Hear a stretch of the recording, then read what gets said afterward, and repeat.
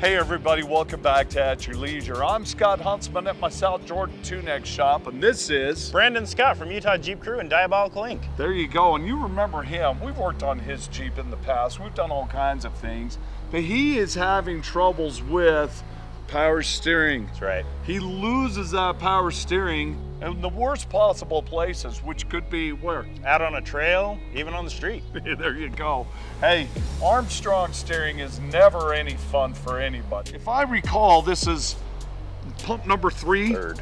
The third one in a row to put on. So Brandon reached out to me and said, Scott, can we figure out what's going on? Am I just purchasing defective parts? I think that there might be something that's creating this to fail, and we're gonna find that out today. You might be surprised at the result. Let's get inside, let's get started with it, and let's figure this thing out. Okay guys, so step 1 here is I've removed the high pressure power steering hose from this Jeep.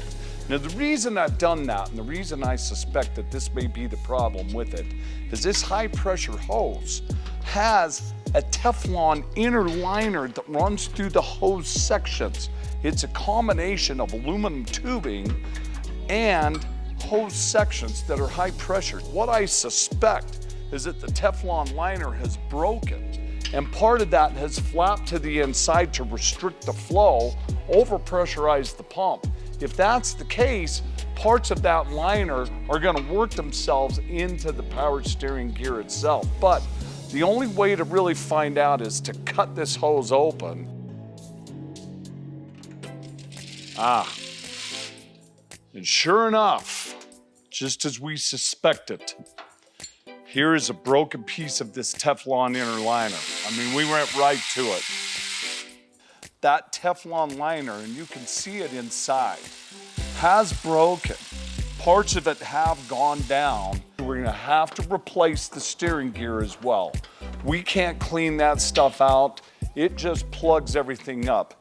This was really an engineering flaw. The new hose, as opposed to the old one, has been modified and changed. For one thing, it's a different type of material for the high pressure hose. Now we can't cut our new one open, so we can't look at it, but it has a better liner in it. This is a known problem with this particular Jeep, so they have improved them. The last thing, because we're replacing everything now, the pump, the hoses, and the steering gear, we have the reservoir, and the reservoir flows fluid through it.